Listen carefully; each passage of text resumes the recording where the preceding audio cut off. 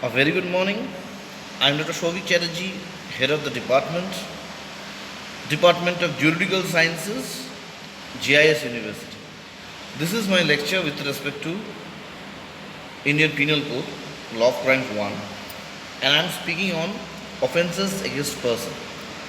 I started off with the offences which are less complicated, I had just introduced the question of simple heart with that of grievous heart. As being mentioned, simple heart has been defined, section 319, but heart individually has not been mentioned. Now, one strong statement in the context of this type of simple heart is that the injury that is there or the pain that is there has to be bodily one, firstly, meaning there is no scope of any mental pain. It's absolutely physical.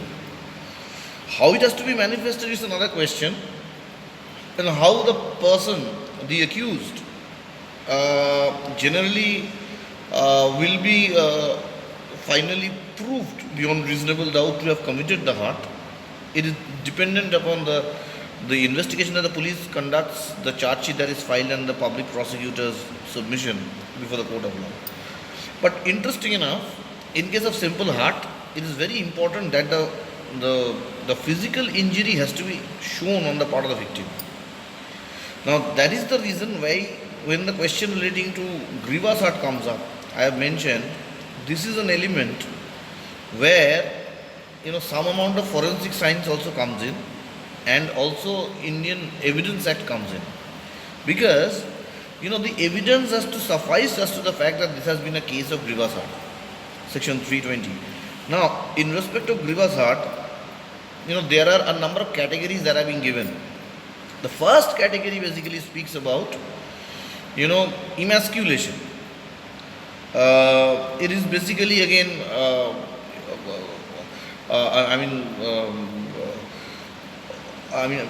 the individual male-centric offense. If the male genitals are mutilated or injured in such a manner that the person thereafter is rendered to be impotent, in that case, that itself is grievous heart.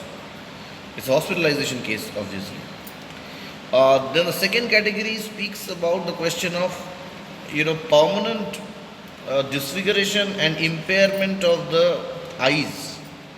It can be one eye, it can be two eyes, but the thing is that the injury has to be such that the seeing capacity, the visibility that is there on the part of the human eye, that gets altogether impaired due to the act.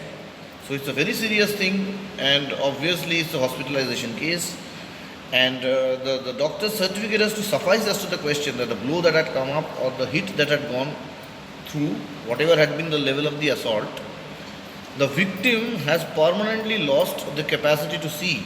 It might be with one eye, it might be with both the eyes.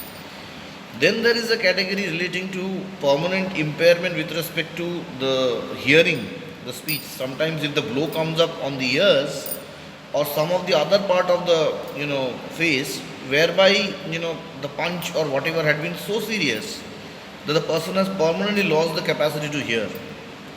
So that also qualifies to be a question of grievous heart.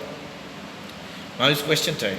The question to all of you is, in the case of grievous heart, in addition to the hospitalization factor, there has been a number of specifications how it can be committed.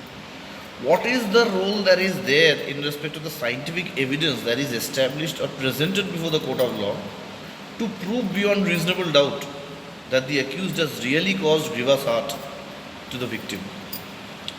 You can use up any of the sources. You can use up all the law of crimes books, whether Ratan Lal, Dhiraj Lal, whether K.D. Gaur.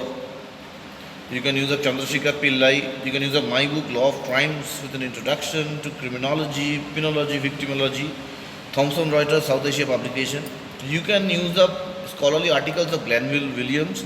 You can also use up, the book of B.R. Sharma in respect to forensic science. Write down your answers. I'll go ahead. with my next lecture.